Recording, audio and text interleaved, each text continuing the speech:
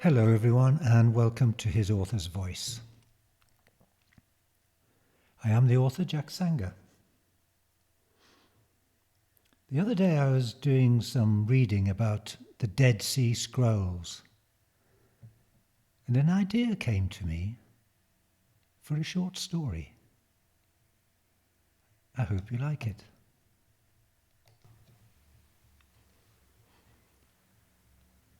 The Scroll in the Olive Tree. I'm sitting here in the shade of a 2,000-year-old olive tree in my uncle's grove. He's my closest relative now that my parents have crossed the last river. He is very cultured. He sponsored me through university and always had me visit and tell him about my studies. Astrophysics delights him. He often talks about the oneness of it all, how thought is the driving force that helps everything cohere in the universe. Once, after listening to me map out the latest ideas on dark energy, he pronounced, "Dark energy is thought itself. Simple." He had been told he had bowel cancer and his time left was short when he was 90. "But time is relative," he laughed. "You taught me that." Anyway, here we are, seated in directors' chairs with a small coffee table between us. He can't lever himself out of a deck chair now. I'd been summoned for a meeting which, he said, would turn my brain to soup. And I'd flown over from Britain for a long weekend at the first opportunity. For someone going on 100, he's looking remarkably fit and well. His children, my cousins, run the olive business while he potters about doing small jobs. And in the evenings he browses on the computer. His still black hair has flashes of grey. His brown eyes are positively alive in his tanned, faintly lined, round face. He talks as much with his hands as with his mouth, and he's always ready to joke, even about the most taboo subjects. We ate as a family when I arrived, and then the two of us withdrew to the garden. "I asked you to come," he grimaces, "because I'd hate to bugger off out of life and not to have told you. I've waited as long as I dared, so I didn't burden you when you were young." Although he doesn't sound light-hearted, I still expect this to lead to a joking discourse on his imminent death. It seems to be confirmed by him saying, "You know, the human body sometimes has an inbuilt mechanism." He stops. Capacity is a better term for it. For ejecting foreign matter from quite deep inside itself, like shrapnel in wounded soldiers or splinters when you are carpenting. I nod. I'm sure he's right, or he wouldn't say so. "About 10 years ago, my old friend here," he pats the tree beside him, "did just that. I saw a bulge taking shape on its trunk and monitored it for about a year. When it began to split, I had the feeling I should speed up the process, cut out the foreign matter, and then tar the hole to protect it from parasites. Come here." He rises with difficulty. "Take a look." He caresses the tree tenderly. Where he is massaging it, there is a neat circular hole, quite deep and blackened from old tarring. He urges me to feel it. The hole is about a foot deep and smooth. A warmth wraps itself around my hand. We sit down again. "You'll never guess what it was." "No." I'm at a loss.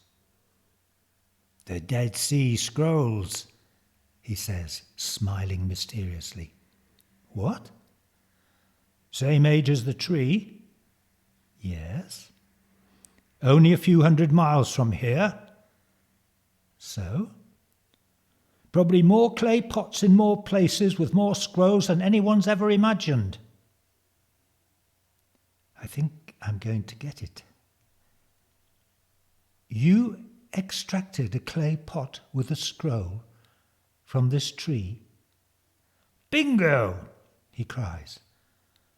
Wow, I say, wanting to believe him. Except the clay is not like in the other finds. It's been fabricated by some unknown process. Rock hard to withstand internal pressures in a growing tree. 2,000 years of growing, eh? So where is it? Can I... Hold your horses, son. I'll get there. First, I should say, I haven't told anyone except the 2 scientists at the time. And now you. And they're dead. Not by accident. What? Exactly. It's serious, which is why I have to ask you if you want the full story. As you have often said, information is power. He stares at me. I don't know how to take this. Of course I want the full story. But scientists being, what? Killed? It's hard to believe. Crazy, in fact. Maybe my uncle is losing it. Maybe it's a long drawn-out joke of his. You think me knowing is going to make me a victim too? I can't be sure. The trail is cold. That's why I waited so long to tell you. Couldn't tell the kids. Not their field of interest, shall we say. I decide he's not going doolally. It's funny how you make snap decisions that could change your life, or end it. Tell me, I say. Okay, good, that's a relief. He sits back. So I take the vase, which is what it looks like, though much smaller than the Dead Sea ones, back to my workshop. I'm about to open it when I think, this is not scientific. The air might perish the contents. So you know your Uncle Seb, twice removed? Yes. I never met him. I remember he died in a car accident a while back. He was a forensic scientist working in an archaeological department at a university fairly close by. He wrote a book called Stars of the Ancients. Well, I called him, told him the bare bones.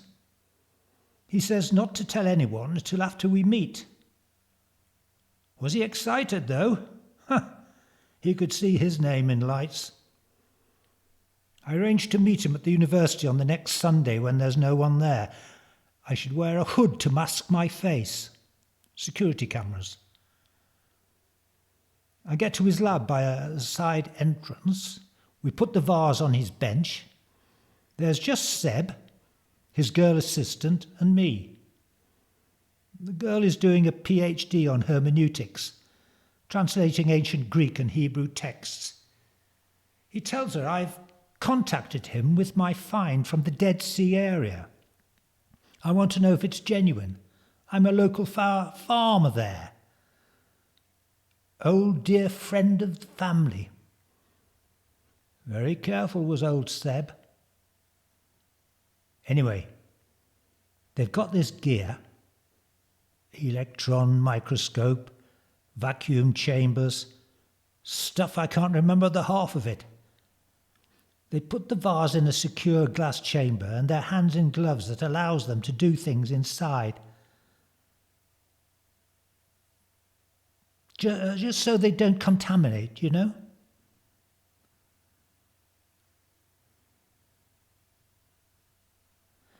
With a sort of electric corkscrew, they work on the waxed stopper. but they're shocked because it turns out that it unscrews. Never seen the like for 2 millennia ago. Then, with forceps, they pull out the scroll. It's a bit brown-stained and patchy with holes, and at most perhaps 2 feet long, not like some of those 27-foot Dead Sea Scrolls.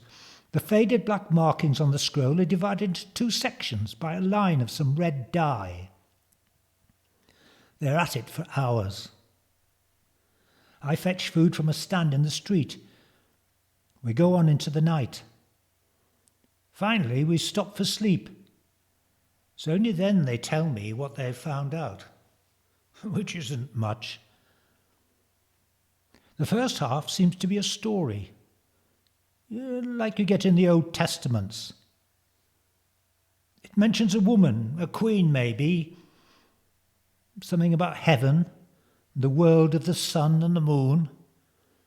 They're not sure. And a kind of gate in the sky for the gods to come in. The girl says she has this intuition that the story is about the coming of a sacred goddess, but it will take months because it is so ambiguous.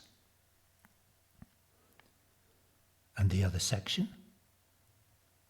I don't see information is power in all this, just an intriguing part of the Dead Sea Scrolls story. This really got to Seb. He said it's a star map of the Milky Way, but not from our perspectives, from somewhere else. It's full of star points and funny mathematical glyphs, he thinks, coordinates. And there's a doodle drawing at the very bottom which looks like a water spout. Funny. I knew what it might be from my conversations with you, son. A wormhole, perhaps. What? Exactly. We decide to sleep on it, but the next day is Monday and everyone is back at work. I agree to come in the following Saturday evening, be there all Sunday. Huh? It doesn't happen. Why? I get a call from Seb from a call box. I think it's the following Thursday. Apparently the girl confided in her boyfriend earlier in the week. He was in the same game as them. And he told a friend at the ministry. Whoever it was set up, I don't know who. Anyway, that night there was a break-in. All our stuff, the scroll and their notes, were taken from Seb's lab. Nothing else, and then... And I guessed what he would say. There was a car crash the following morning. The Friday. Bad. Both of them dead. The other driver was in a truck. He freaked out and disappeared, never seen again. Accident? No suggestion of foul play?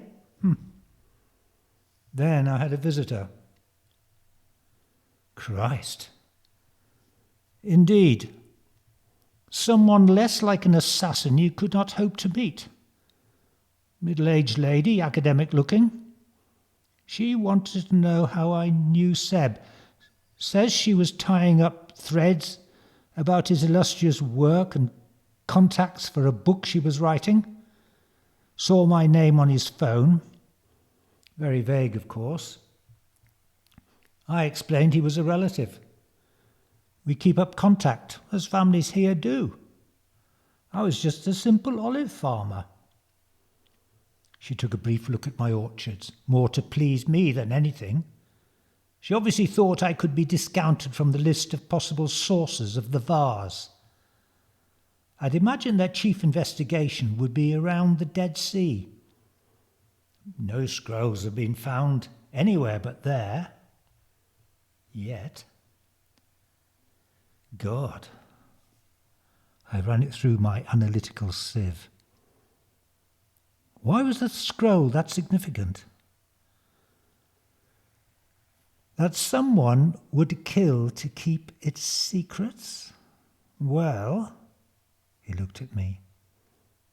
I figure there are 3 scenarios. I have to admit, for an old fella, my uncle had not lost a single marble. Go on. Least likely. The canister vase thing, it was made from something they couldn't fathom, worth millions maybe to an industrial corporation. Next, the star map. I mean, that could be huge. At the very least, the authorities or whomever wouldn't want Joe Public in on that. UFOs? No way.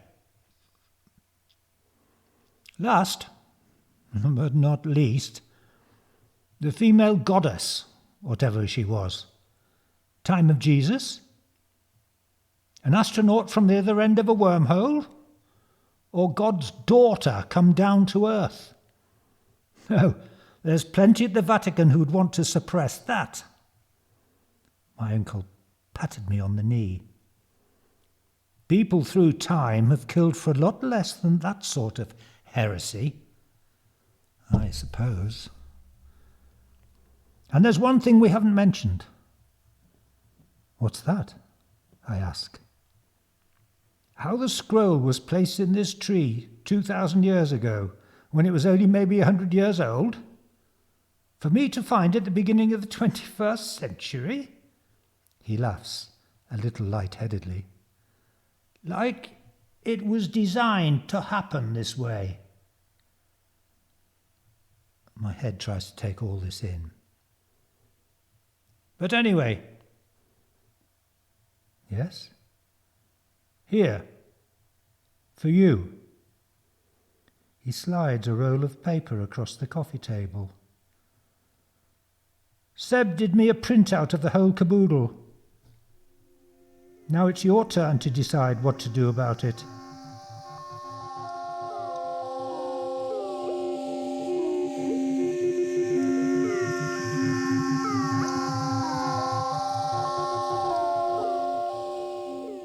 Well, that was The Scroll in the Olive Tree. There's nothing quite like conspiracy theories about governments, the church, corporations and so on, is there?